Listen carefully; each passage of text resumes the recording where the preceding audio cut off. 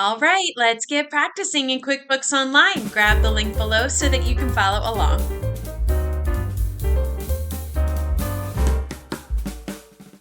All right, here we are in the QBO gym, and the QBO gym is a set of numerous exercises that help simulate real-life scenarios that you may encounter as a bookkeeper.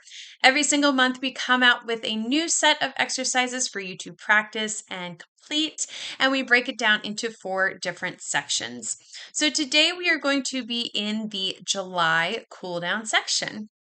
At the top here is a video about what's going on in Craig's world that month. He is our fictitious business owner. Further down, we have a quiz that is interactive and talks about what you just watched in that video. And then all the way at the bottom, we have the exercises in this section.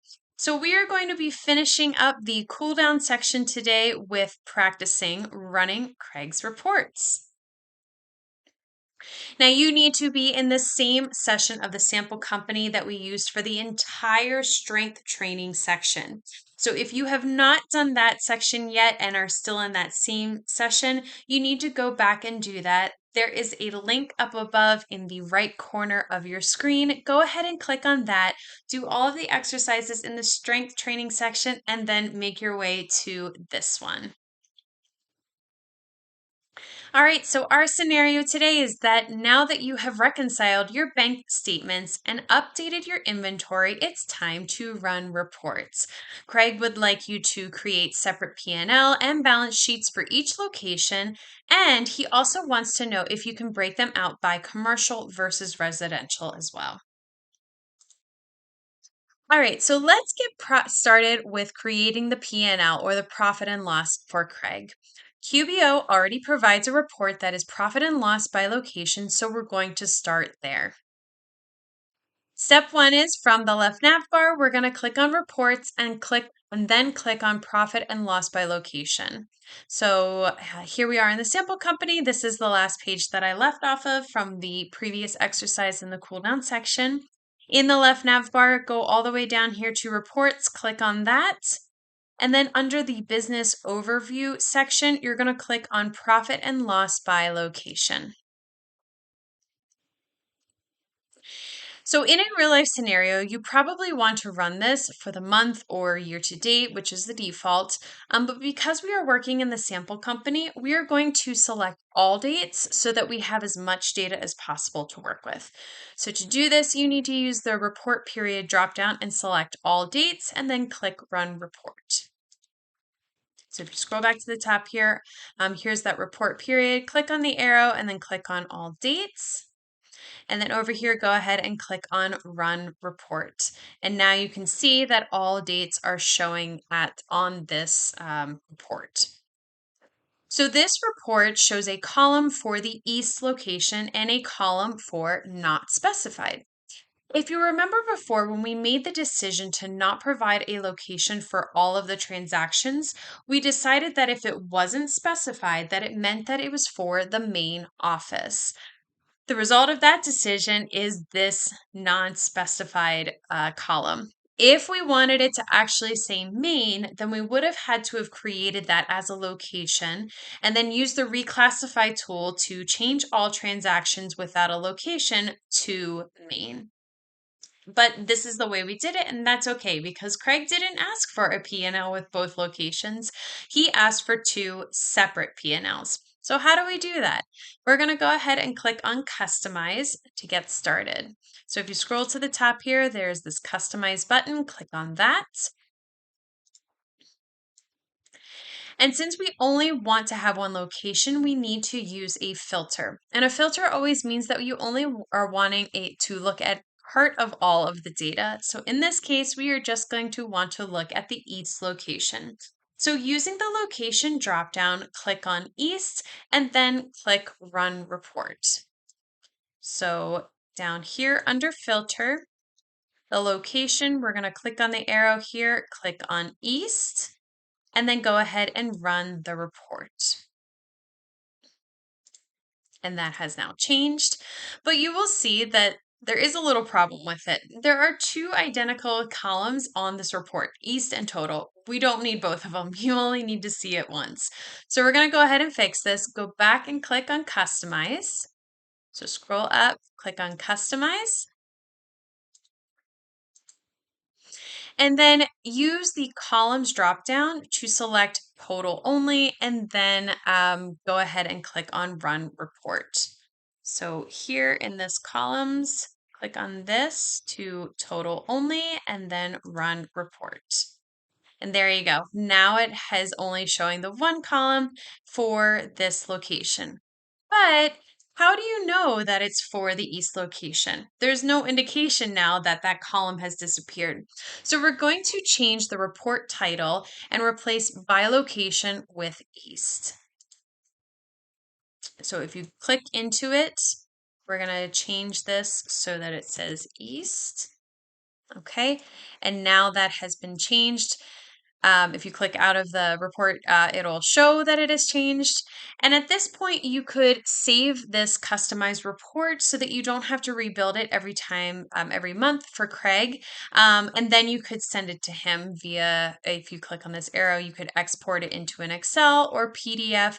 Always ask Craig what he would prefer. Maybe he wants both, maybe he just wants one or the other.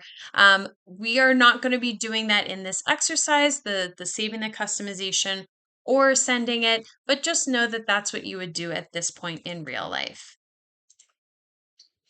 Okay, so now we need an identical report, except this one is for the main location. Remember that the main location is all of the transactions that have a location that is labeled as not specified. There we go. So we're going to go ahead and click on Customize, and then in the location dropdown, we're going to select Not Specified.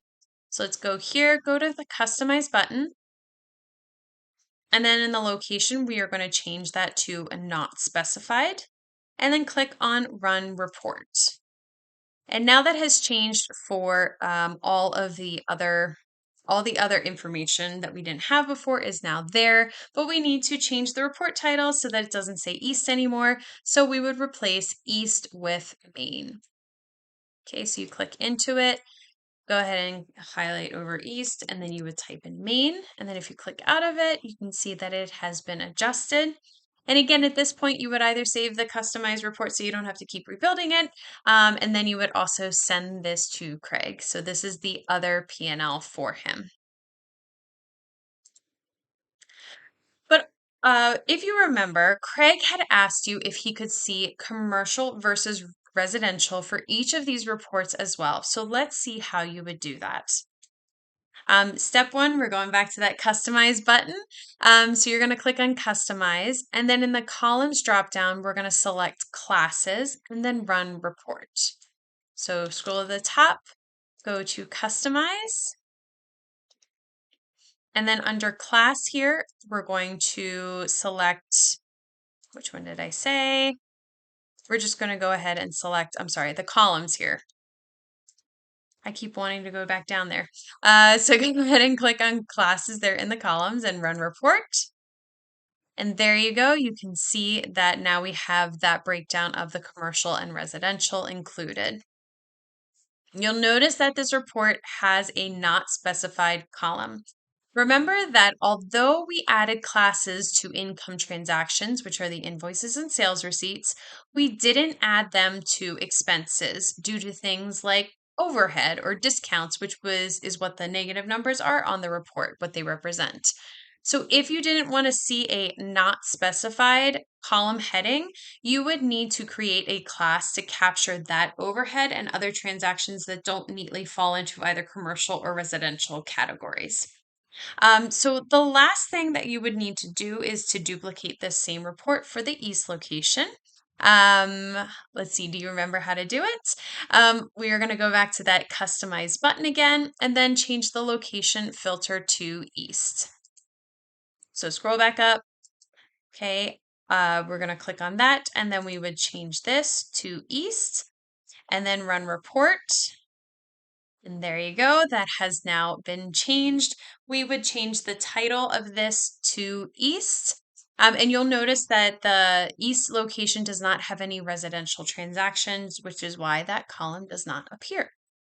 See, there's only commercial, but you would click into this and then you would change it. So it says East. And again, you would send this to Craig at this point. So that's the P&L, but now what about the balance sheet? Craig had asked you to break out the balance sheet by location and then residential versus commercial. But this is simply not possible. It is only the income and expenses transactions that are tracked by location and class.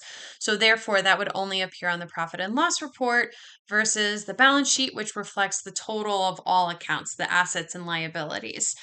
So the only way for Craig to track this level of detail would be to maintain separate bank accounts and separate accounts in the chart of accounts for each, which would be a tremendous amount of work and quite burdensome. So, if he was very persistent, though, you may just want to encourage him to get separate QBO accounts so that he can see each of his aspect of his business, and to track it that way. So, to run the balance sheet report, we're just going to go back to that left nav bar and click on reports and then click on balance sheet. So if you go here to reports, there's two ways to do it. One, you could go back to this back to report list, or we can actually click into on the left nav bar reports. So you go there, and under the favorites, you will see the balance sheet. So you just go ahead and click on that. And that report has been run for you. And you would just at that point, again, send it, export it here as either an Excel or a PDF, and you can send it to Craig. And that is how you would run reports for him. And if you have any questions about the QBO Gym, just go ahead and click on the link below. We have finished now the July section. Congratulations, you did great. Keep on practicing and stay tuned for our August edition. And I will see you next time.